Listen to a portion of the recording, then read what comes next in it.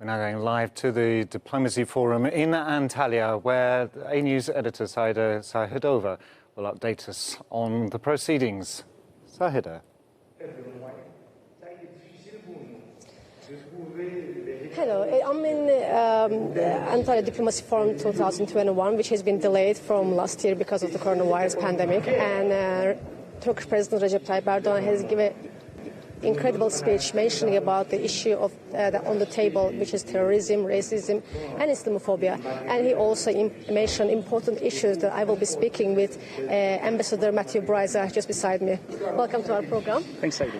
What would you say about the issues that he mentioned? Well, I loved his speech. He was making the point that diplomacy needs to be more creative, and we need to incorporate culture and business and be pursuing a sense of justice and not live in a world in which, as he says, the 5 members of the UN Security Council are the ones that really dictate the rules. He's looking for a much more inclusive, as I said, fair foreign policy, set of foreign policy relations, also with a focus on empowering people in Africa and elsewhere who have been underprivileged and who really need COVID vaccines as well.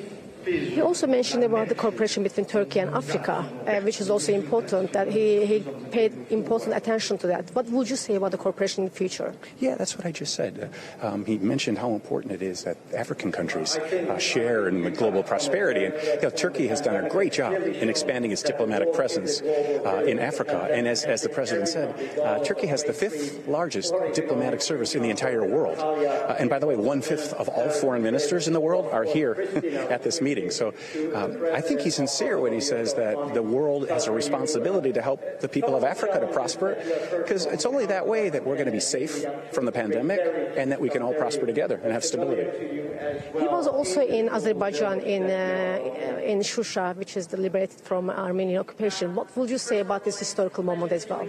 It was highly historical. I mean, the location, Shusha, means so much. I mean, having been, the U.S. mediator of the Nagorno-Karabakh conflict for some time, I understand that Shusha is the birthplace of so much of Azerbaijani culture. And I knew that when Shusha was recaptured by Azerbaijan during the recent war, that's going to be the end of the military phase of the war. And so it was. And so the agreement that Azerbaijan and Turkey announced is one that is of almost a military alliance. If you look at some of the text, it sounds like the North Atlantic Treaty, which is the foundation of NATO. Not quite the same sort of mutual security guarantees, but similar.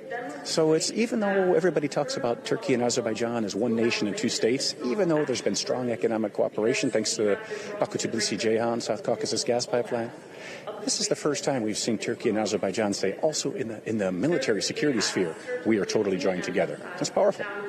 And he also mentioned about the NGOs and artificial intelligence. So what would you say about this? Well, NGOs are a crucial part of global society, especially in democracies. In the United States, NGOs play a huge role in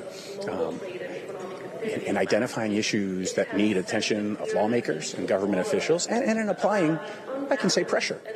And so we need more NGOs, without question. Here in Turkey, there are lots of NGOs in all sorts of sectors. Some who are not politically in the center maybe feel that they're not appreciated. But in general, we really need NGOs to build up the foundation of democracy. Yeah, he also mentioned that the Mediterranean issue is on the table, and probably there will be more meetings with the global leaders. How do you think that there will be a solution for this issue? For the Eastern Mediterranean, well, yeah, I mean, it's absolutely clear that since last summer, since August, when there was extreme tension between Greece and Turkey, even military tension with 2 warships colliding in the Eastern Mediterranean, since then, the tension has decreased. The Turkish side de-escalated the situation by pulling their ships that were exploring for oil and gas back to port. And that allowed Angela Merkel to try to mediate between Greece and Turkey, and NATO as well, on the military side, mediating between Greece and Turkey. And as he was saying today, the president, there's some positive momentum. I think Eastern Mediterranean is a key issue where Turkey can come back together with all the other NATO allies who may have been taking not Turkey's side in this dispute for a while. He didn't mention, but I want to ask to you about this Ukrainian issue. It is one of the important topics in that President Erdogan went to Europe and to NATO summit, and he mentioned that this issue should be sorted out. What would you say about this issue?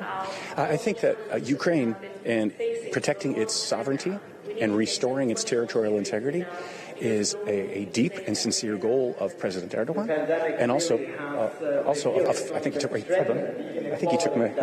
President Biden.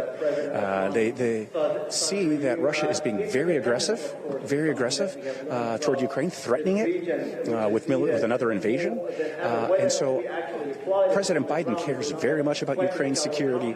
He used to be President Obama's envoy and problem fixer with regard to Ukraine. And Turkey has similar deep concerns about Russia threatening Ukraine, especially Crimea. And if you add on to that Turkey's military technologies, their drone technologies and innovative tactics, I think Turkey has a lot to offer the United States under President Biden, but most importantly Ukraine, and then NATO as well. Thank you very much for your. Thank you very much, and we'll get back to you very soon with more updates.